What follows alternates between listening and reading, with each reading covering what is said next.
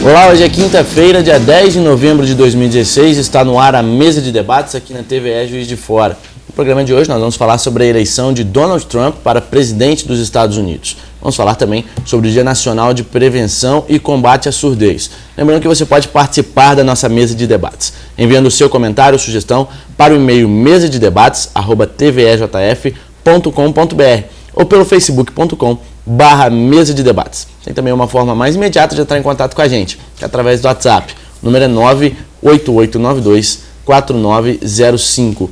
Como debatedor hoje, nós recebemos o professor Erickson Aragão e também o professor Edson Steca. E como convidado de hoje, recebemos o cientista político Orlando Lira, além do otorrinolaringologista Dr. Evandro Ribeiro. E na última terça-feira, os Estados Unidos conheceram o futuro presidente do país. O milionário Donald Trump venceu a democrata Hillary Clinton e devolveu o poder ao Partido Republicano desde George W. Bush. As eleições desse ano foram marcadas por diversas polêmicas envolvendo ambos os candidatos. E hoje você vai acompanhar uma análise da campanha e o que podemos esperar na conjuntura internacional com o governo de Trump. Bom, o cientista político Orlando Lira está aqui conosco para conversar sobre isso. Antes do professor Orlando falar, nós temos uma fala aqui do professor de Relações Internacionais da PUC Minas, professor Jorge Lasmar. Nós vamos primeiro exibir essa fala dele para que o senhor comente e a gente possa introduzir esse assunto. Vamos acompanhar. Esse resultado era realmente inesperado. As bolsas ficaram muito preocupadas com as declarações mais polêmicas do Trump, mas parece que agora elas estão normalizando em virtude do seu discurso de posse, que foi um pouco mais brando. Realmente agora há uma pressão muito grande para ver o que realmente ele vai implementar enquanto política econômica. Normalmente os democratas são menos liberais que os republicanos, mas o Trump pessoalmente se colocou muito forte contra o liberalismo econômico, chegando inclusive a dizer que vai rever os acordos comerciais dos Estados Unidos e até mesmo ameaçando sair da Organização Mundial do Comércio. Então, a perspectiva é que os Estados Unidos adotem um protecionismo bastante maior, o que evidentemente vai impactar as exportações brasileiras para os Estados Unidos, que é um grande parceiro comercial do Brasil. Além disso, há uma preocupação que, dada a imprevisibilidade do Trump, o preço do dólar caia e, com isso, torne também as exportações brasileiras mais caras. Essa questão da imigração é uma grande incógnita, porque ele mudou de opinião tantas vezes que ninguém sabe ao certo o que ele realmente vai fazer. Mas a expectativa é que, no mínimo, haja um endurecimento das políticas de imigração. Então, a gente pode esperar um maior fechamento das fronteiras, aumento e um controle mais rigoroso para a concessão de vistos. E esse discurso de abandono do multilateralismo preocupa bastante. Essa questão do protecionismo é muito importante para os países mais pobres, porque eles exportam principalmente produtos primários, que é exatamente o ponto fraco dos Estados Unidos e é onde a proteção se espera que seja maior. Apesar das bravatas do Trump, a sua política, quando nós olhamos com detalhes, é mais ou menos a mesma que da Hillary Clinton. A grande diferença é a questão da cooperação maior com a Rússia e exatamente essa questão do acordo nuclear com o Irã, que ele espera rever e aumentar a postura nuclear dos Estados Unidos. O que a gente pode esperar, com certeza, vai ser uma posição um pouco mais dura e afirmativa dos Estados Unidos nessas questões de segurança também. O grande medo que se tem é exatamente essa imprevisibilidade. Sempre os presidentes americanos, eles foram governadores, senadores ou generais e, portanto, tinham experiência com o próprio governo. Como o Trump ele vem de fora do governo, e é exatamente por isso que ele foi eleito, ele é uma incógnita muito grande, não se sabe o que ele pode fazer. A esperança que se tem é que, mesmo ele tendo uma maioria republicana no Congresso, os próprios republicanos consigam controlar um pouco as suas ações. E a gente tem aí um período de um pouco mais de normalidade. Com certeza vai ser um período emocionante. Bom, portanto, aí a palavra do professor Jorge Lasmar, professor de Relações Internacionais da PUC Minas. Agora, professor Orlando, eu queria que o senhor comentasse um pouco a fala dele e também explicasse de maneira geral, né, o que a gente pode esperar desse governo do Trump. Bom, em primeiro lugar, bom dia a todos, muito obrigado pelo convite. Para resumir, claro que eu vou entrar em detalhes, mas eu me veio à memória aqui um dito de Mirabeau, que foi um dos convencionais da Revolução Francesa, que era muito crítico. E aí, diante de um radical daqueles que queria matar 100 mil nobres, tá? Ele chegou assim do alto do parlamento e disse: este homem aqui é capaz de tudo, mesmo de uma boa ação. Então, o do Trump, a gente diz o seguinte: existe uma tal imprevisibilidade que qualquer coisa que se diga é sujeita a uma margem de erro não tolerável na política. Agora, você pode fazer algumas projeções com alguns pressupostos institucionais e, sobretudo, com algumas indicações do gabinete que ele já está em mente. E isso me preocupa muito. Então, são 2 nomes especiais que saiu hoje, que a mídia americana está comentando, que talvez sejam nomeados, e isso realmente me preocupa muito. Aí nós saímos do terreno da incerteza para entrar em algo assim realmente concreto. Um é um político americano chamado Newt Gingrich, que foi o articulador da tentativa de impeachment do presidente Clinton no 1996, com aquele escândalo da Lewinsky e tal. E o projeto do Newt Gingrich, que é uma figura assim, é o Bolsonaro dos Estados Unidos, um pouco mais inteligente, ele tem toda uma concepção, o projeto dele é fechar a ONU. Simplesmente não pagar e dizer que a ONU, o Tribunal de Haia, qualquer coisa que seja internacionalista, que seja globalizado, que você tenha as instituições onde os Estados Unidos vão estar inseridos na comunidade internacional, isso eles querem sistematicamente desfazer, desacreditar. E a política expressa disso. Né? E depois então vai ser secretário de Estado. Você imagina esse sujeito que vai tomar conta da política internacional do mundo. Segundo, para ministro da Justiça, para ministro eles querem o John Bolton, que também é um outro completamente... Quer dizer, você imagina na política nacional você pegar assim, os mais radicais que você tem aí, os mais lunáticos, e colocar com os poderes totais. Agora, eles vão conseguir fazer alguma coisa, porque realmente a democracia americana é constituída de check and balances, quer dizer, de pesos e contrapesos. E o que o professor Damay salientou é verdade, quer dizer, não é porque o Congresso americano tenha maioria republicana que eles são trumpistas. Existem senadores muito famosos dos Estados Unidos, como o John McCain, por exemplo, mesmo o presidente da Câmara, que ele é contra o Trump.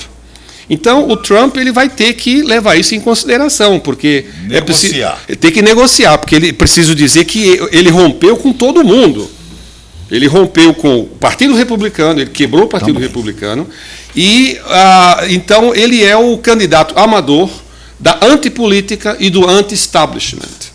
Então, ele está diante de dois constrangimentos. Um é o constrangimento institucional, que vai tender a trazê-lo para a realidade, e, ao mesmo tempo, as suas bases, o que ele chama os grassroots nos Estados Unidos. Quer dizer, quais são as ações que ele vai precisar fazer para se legitimar diante desses eleitores, que se chamam os votos silenciosos, são aqueles white trash, quer dizer, aqueles brancos que são completamente esquecidos pelos processos de globalização, aquele pessoal desempregado, aquele pessoal que trabalhava na indústria do aço em Pittsburgh, que está completamente desempregado, de Michigan, quer dizer, daqueles que se chama do cinturão do ferrugem, que não foram contemplados pelos benefícios dessa economia globalizada. E esse povo que o elegeu, mas o elegeu com uma condição de ele não ser político tradicional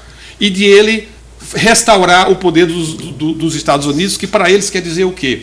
Fechar a economia. Professor, você acha que em quanto tempo ele pode dar esse feedback? Eu acho o seguinte, ele vai escolher, como ele é um fanfarrão, como ele é um ator, quer dizer, a política para ele é um reality show, é como se fosse um grande Big Brother, quer dizer, ele vai ter vários figurinos, né? A política nós já sabemos que é um teatro, é a teatralização da política, isso já é tradicional. Agora, ele levou isso ao máximo, né? Quer dizer, qual é o próximo personagem que ele vai encarnar? Eu acho que para contentar as bases dele, ele vai eleger certas medidas simbólicas que ele consegue fazer e que ele tem unanimidade, inclusive no Partido Republicano. O primeiro dela é o famoso Obamacare, que é o sistema de saúde universal que o Obama tentou fazer e que burocratizou, está funcionando, mas isso ele tem maioria para desmontar, não é, esse Obamacare. E isso já vai mandar um sinal assim de mudança. Segunda coisa, que também me preocupa muito, é a tal construção do muro, que eu li hoje. Eu pensei que fosse uma coisa... Já tem projeto pronto. Já tem projeto pronto, firma feita, etc. E aumentar a tarifa de 30% dos importados do México. Isso representa que o México vai falir em 6 meses. Porque o México depende, 85% de sua economia depende dos Estados Unidos. Se ele elevar, como ele está dizendo, 30% das tarifas, o México quebra. E qual é a consequência que vai ser isso? Pode ter uma consequência boa ou uma consequência ruim. Enfrentamento. Qual é a consequência boa? O México vai procurar o Brasil. China, sul. A China do Brasil. A China do Brasil tem que sair, você não quebra. E aí entra um pouco também as consequências para o Brasil. Porque 80% dos nossos produtos industrializados vão para os Estados Unidos. Se ele fizer isso com o Brasil, aí eu não sei o que é que o Meirelles, como é que ele vai se virar com essa. A minha visão sempre foi progressista e sempre foi otimista. Eu não vou tomar nem por base o Juiz de Fora, porque o Juiz de Fora não teve renovação, né? Reelegeu o prefeito e a Câmara teve 70%. Mas você vê, Rio com Crivella teve um país aí que teve uma administração excelente, reformou o Rio todo. Haddad, coitado, nem para o segundo turno entrou o João Dória no primeiro turno. E em Belo Horizonte entra Calil aí, que é um antagonismo de político. Ou seja, nas eleições municipais no Brasil houve uma mudança bem significativa. Agora essa mudança aí dos Estados Unidos, logo em seguida do fato da Inglaterra ter saído da comunidade europeia. 2017 a 2020, com certeza será fortes emoções. Vamos sobreviver a 2020, professor? Só acredita que a gente chega a 2020 sem uma guerra nuclear, sem uma beligerância maior? Não. Enfim, os Simpsons lá em 2000 já elegiam, né, o Trump presidente, que é a meme hoje da internet, né, o Trump presidente em 2000, aonde que ele prendia, inclusive, os Simpsons. Então, enfim, Trump é capaz de tudo mesmo, professor? Não, eu acho o seguinte, que você tem razão de ser otimista, na medida em que o sistema político internacional, tá certo? A própria política, depois de muitos séculos, ela foi erigida com base em instituições, justamente para você sair dessas incertezas dos egos que adquirem poder. Então, sobretudo os Estados Unidos. O Trump, do ponto de vista de políticas internas, ele tem muito pouco poder. É o Congresso que faz.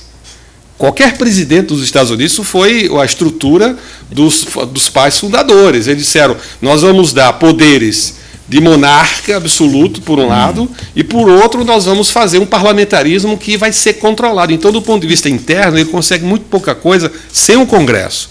Segundo, agora, o problema é o que ele vai fazer fora, porque aí realmente ele tem poderes totais. Bom, nós vamos para um rápido intervalo, a nossa conversa vai continuar no próximo bloco. Voltamos já.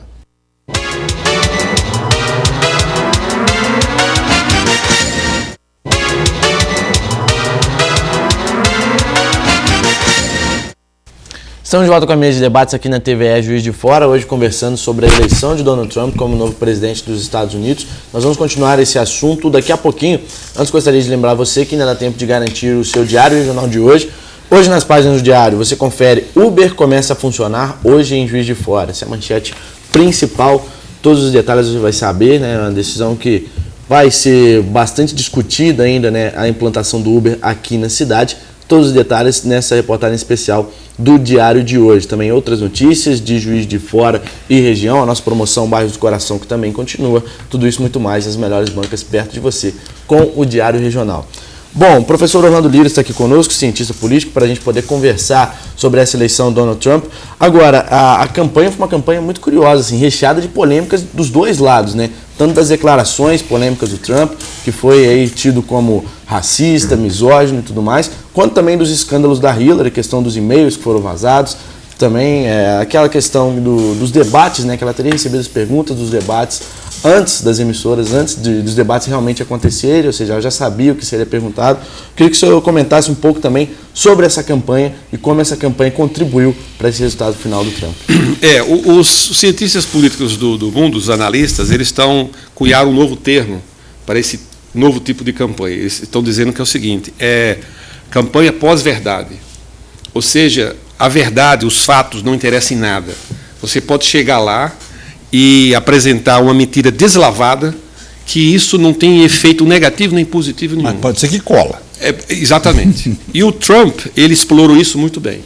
Então ele sabia que, para atrair o perfil do eleitor americano, esse perfil de um eleitor de classe média baixa, um eleitor desempregado. Eu queria mostrar, se fosse possível, uma das fotos que aparece, que é muito simbólica, de um jovem, né, em que ele está um residente de rua, né, completamente desempregado, mas jovem ainda, podendo estar trabalhando, e o cartaz ele diz, ou você me dá $1 de esmola, ou eu voto no Trump. Então, é lógico que é simbólico do tipo de eleitor para o qual o Trump se dirigiu.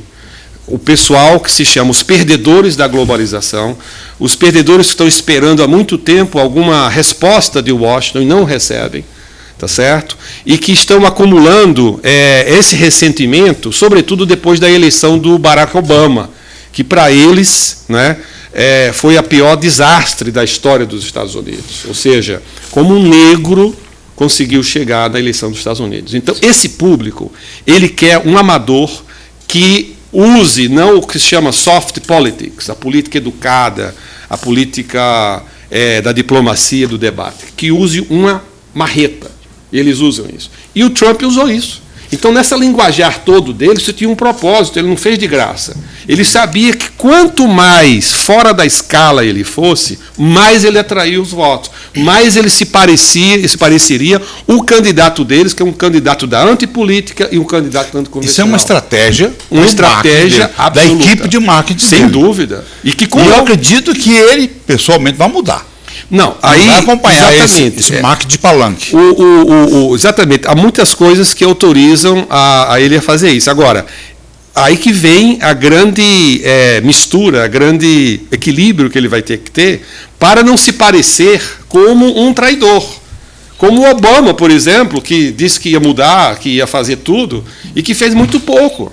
O Obama ele ajeitou a crise americana, mas um ano depois, ele, quando tinha os banqueiros todos que fizeram aquela crise mundial de 2008, os banqueiros disseram, olha, você nos dá aqui 13 trilhões de dólares para poder a gente salvar os bancos, mas a gente promete que depois nós vamos regular o mercado e não deixar mais bolhas financeiras aparecerem. O Obama acreditou, um ano depois eles deram uma banana no Obama e não fizeram nada. Quer dizer, esse que é o grande problema dele. Ou seja, ou ele presta atenção na realidade, no debate, nos constrangimentos institucionais, e pode perder a legitimidade, porque ele vai sofrer pressão das ruas, como já começaram. O Fora Temer já começou ontem nos Estados Unidos, com 9 cidades, né? E ele perdeu nos grandes centros urbanos, onde há uma mobilização muito grande, onde a mídia vai ter muita visibilidade. Esse pessoal do interior dos Estados Unidos não aparecem. Essa gente contra o Obama vai aparecer. Então, ele vai estar sendo atacado pelos democratas, para essa juventude, está sendo e vai sendo cobrado pelos seus eleitores. Agora, aí a sua pergunta é a seguinte: o quanto da sua agenda, o quanto desse bufanismo ele realmente vai poder implementar? Isso que é a grande questão. Exatamente. Bom, a gente tem também ali uma imagem do mapa dos Estados Unidos, né? Isso. A situação que ficou ali depois das eleições. Só para quem está em casa poder entender, o vermelho são os estados republicanos. São os estados republicanos e o azul são os estados democratas. Então, a costa leste toda, que é a região mais rica dos Estados Unidos, que é a Califórnia, o estado de Washington, né, a região do Silicon Valley, a região que está aberta para a China, que tem 8 milhões de chineses nessa região, tá certo? A região mais esclarecida, é a sede do Google, da Microsoft, etc. Toda essa região globalizada, isso é democrata total. Né? Mas não consegue vencer, por quê? É preciso dizer o seguinte, a diferença no colégio eleitoral foram de 9 eleitores. 279, no final das contas, o Trump teve 9 eleitores só. Se a Clinton tivesse ganhado na Pensilvânia, que é um estado tradicionalmente democrata, ela teria ganhado as eleições. Então, Orlando, explica pra gente. O Clinton, na realidade, ele teve 200 mil votos a menos que a Hillary. Não, o Clinton não, o Trump. Desculpa, o Trump. Exatamente, o voto popular. Eu falo Clinton porque o Clinton era amigo dele, era compadre, depois eu quero que você explique isso também. Mas, enfim, a Hillary teve 200 mil votos a mais do voto popular, isso. Sobretudo por causa da Califórnia. Esses estados onde a Hillary Clinton venceu são os estados mais populosos e mais ricos. É Nova York, o número certo de Los Angeles. delegados não adiantou nada. Agora, não adianta por quê? Por causa do sistema de contrapesos que foi institucionalizado no século XVIII, tá certo? Com medo que os faudes tinham de criar repúblicas da bananas. Ou seja, se por acaso eles não eram democratas, os faudes eles tinham uma aversão à democracia, ou seja, o governo do povo. Eles eram a favor de uma democracia elitista.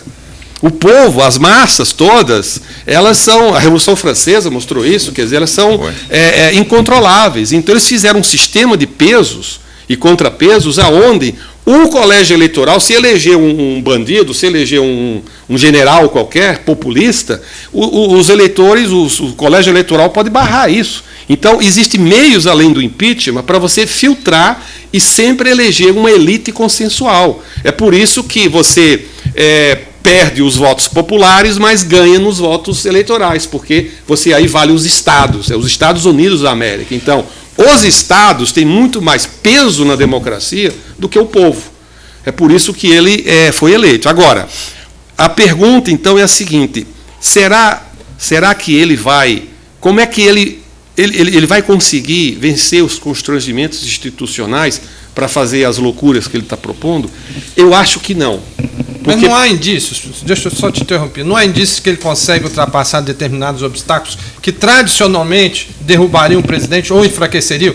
Tal caso, por exemplo, do Bill Clinton, da Hillary Clinton, em relação à estagiária, que enfraqueceram muito, né? Ele praticamente chegou arrastando no final do mandato dele, e agora, com esses vários ataques em relação a estupro, em relação à forma máscula, né, machista que ele fala das mulheres, enfim, não colou isso. E ele se tornou presidente. Pois é, porque aí para nós entendermos, o valor que a gente dá é, sobretudo, para esse discurso xenófobo, homofóbico, machista, etc. Mas, se você entender o perfil desse eleitor americano que o elegeu, você vai ver que eles são igualzinhos. Ou seja, esse pessoal é um pessoal machista, é um pessoal fundamentalista, tá certo? É gente que eles têm lá um sistema chamado homeschooling, que eles não mandam os filhos para a escola, porque eles têm medo do filho ser deturpado, ser doutrinado. Então, até o terceiro científico é em casa que eles fazem. Então, esse fundamentalismo religioso nos Estados Unidos é um fenômeno absolutamente impressionante. Eu morei 10 anos lá e eu ficava chocado com as coisas que eu via. Você está numa rodovia, de repente você vê esses SUVs assim, e o sujeito o carreto dele é uma placa de 10 metros dizendo: convertei-vos porque o fim está próximo. Aí você vai abordar o sujeito, vai conversar com o sujeito, você acha que ele é um maluco, não sei o quê. Não, é um trabalhador normal, mas acredita piamente naquilo, que o fim está chegando. Tá certo? É gente que até hoje não manda tratamento porque acha que eles são testemunho de Jeová. Quer dizer, esse fundamentalismo, ele dá lastro a todos esses despautérios do Trump e eles não ficam chocados com isso. Então, a gente só vai entender isso aí. Agora, uma outra coisa que é muito importante se dizer aqui é o seguinte: quem elegeu o Trump foi a Hillary. Em que sentido? O Partido Democrata escolheu o candidato errado, e eles sabiam disso. Se o Bernie Sanders, que veja bem, se apareceu como socialista, mas ele tinha um discurso justamente para esses eleitores do cinturão de ferrugem. Ou o próprio vice-presidente, o Joe Biden, que é vice-presidente e foi senador pela Pensilvânia. Se um dos dois fosse o candidato, ele não teria chance nenhuma, porque eram candidatos que iam ter o apelo a essa gente e não conseguiram. Agora, a Hillary Clinton, desde 1996, eu frequentei muito os think tanks, o pessoal conservador nos Estados Unidos, e a figura capetífera não era o marido dela, era ela. Porque ela era tido como a primeira-ministra, como a maliciosa, aquela que promovia o aborto, aquela que promovia o Obamacare. Tudo de ruim que se concentrava para os conservadores, ela era a Hillary. A rejeição dela é quase 60%. É igual do Trump. Quer dizer, o que é que fez com que o establishment do Partido Democrata tentasse, forçasse essa eleição. Eu lembro apenas um parênteses aqui, a Dilma. Como é que House of Cards, né? Quem assistiu o seriado é aquela primeira dama. A escolha do Lula pela Dilma, quer dizer, a Dilma recebeu o governo em 2010 com 80% de aprovação do PT e com um crescimento de 6% ao ano. Crescimento chinês. O que ela fez disso aí? O que ela fez? Me explica. É o que a gente está vendo aí hoje. Então, quem elegeu o Trump foi a Hillary. Foi a elite do Partido Democrata que fez uma escolha errada proposital. E o resultado, nós todos vamos pagar. Vamos para um rápido intervalo. Na sequência, vamos falar sobre surdez. Voltamos já.